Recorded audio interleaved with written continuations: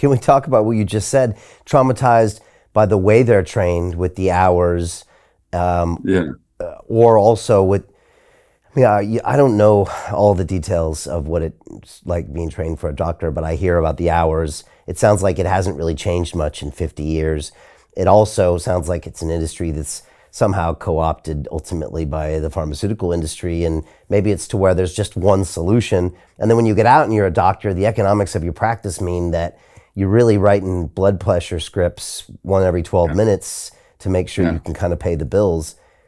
That's a lot of things wrong with the way we actually treat the mental and physical wellness of all of our citizens. Yeah, what do you see there? Because obviously you're a Well, doctor. it's absolutely true. So somebody once said, how do you create a cult? Well, you put them under authority and leaders. You give them a special jargon that they only understand. You give them a uniform.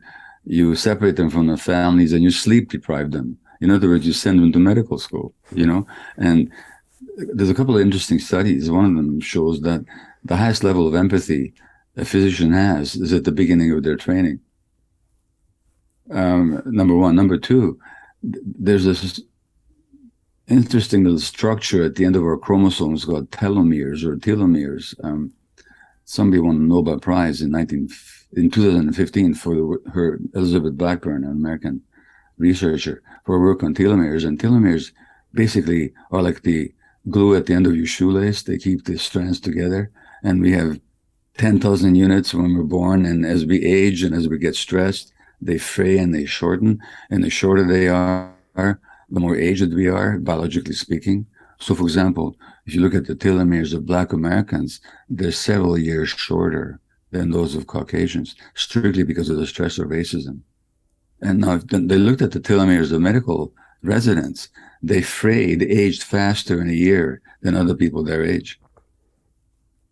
So, I mean, these are the people, and in the book, I talk about my friend, Dr. Lisa Rankin, who's an obstetrician.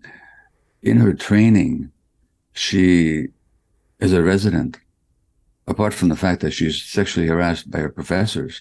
Um, but one night, 4 babies died in the delivery suite, and she was crying in the doctor's room, and she was told to get out there and get back to work.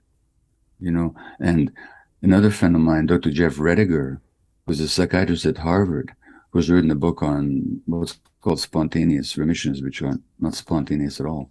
But Jeff, when he was a resident, he had a baby born. They had a baby who had to end up in the infant intensive care unit. Jeff was not given a moment off work to go visit him. The school apologized to him afterwards.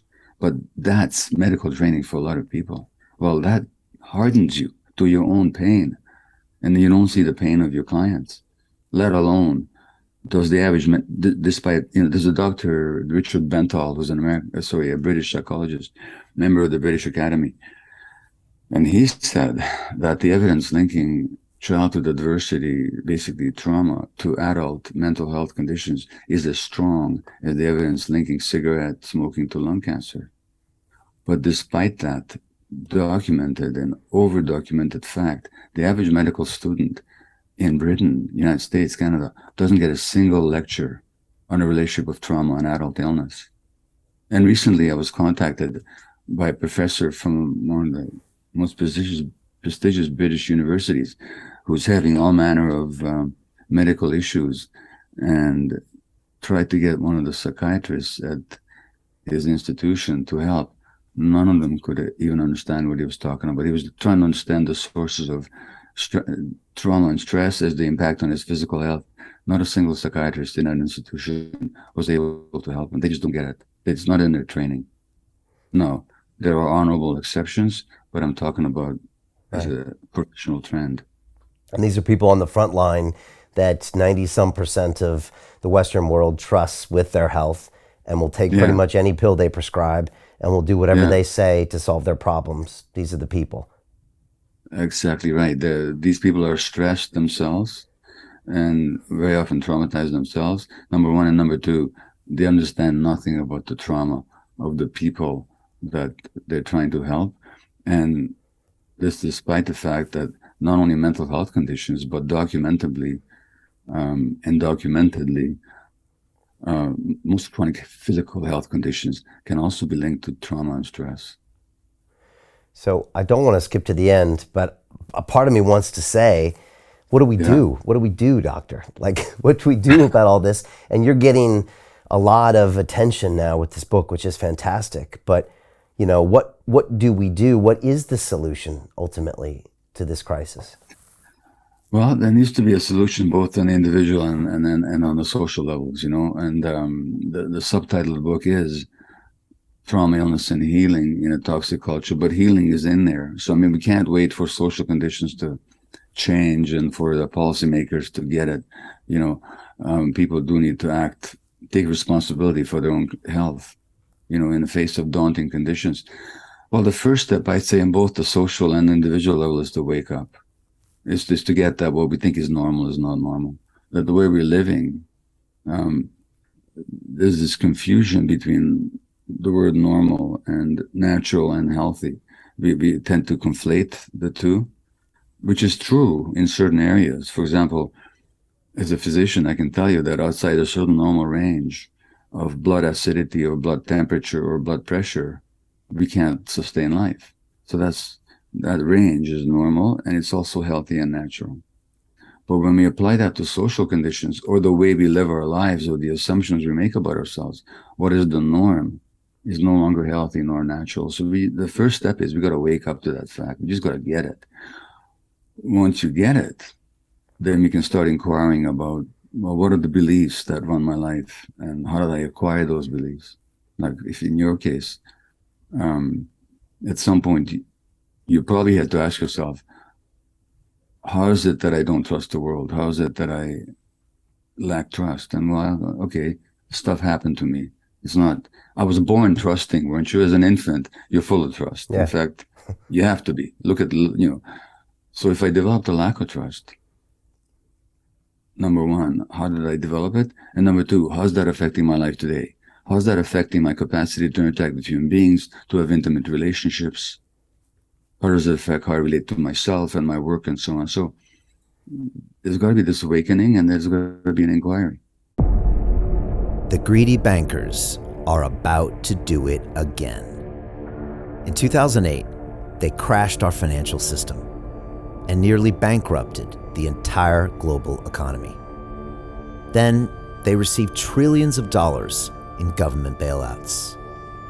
And after, they demanded fat bonuses paid for by you, the taxpayer. It turns out the banks haven't just been screwing the American taxpayers, they're also screwing over their investors. Turns out the banking industry is the worst place you could put your money, despite enormous taxpayer bailouts. Now the bankers are back to take away your financial freedom. They lie and tell you that cryptocurrency isn't safe.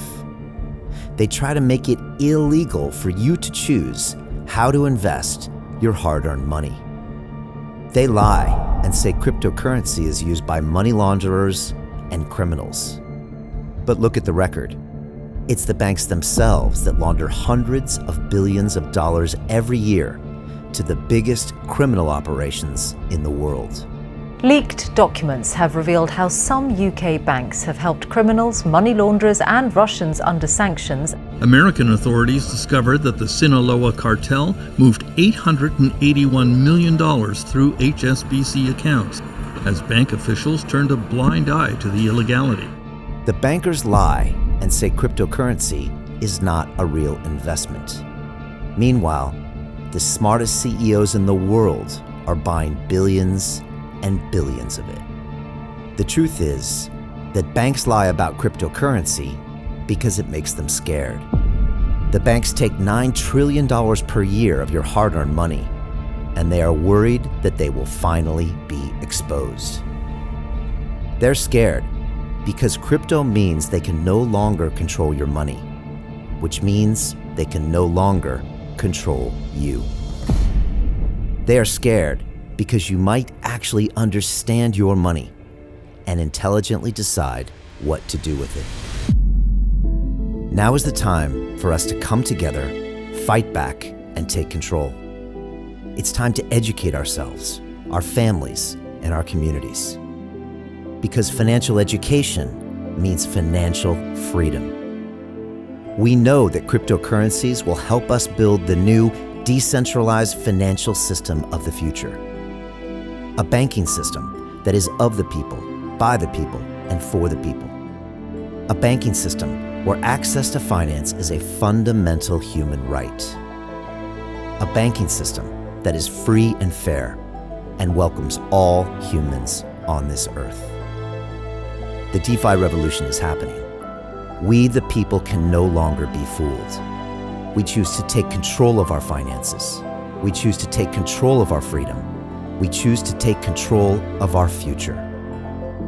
Join us, and let's take back our financial freedom forever.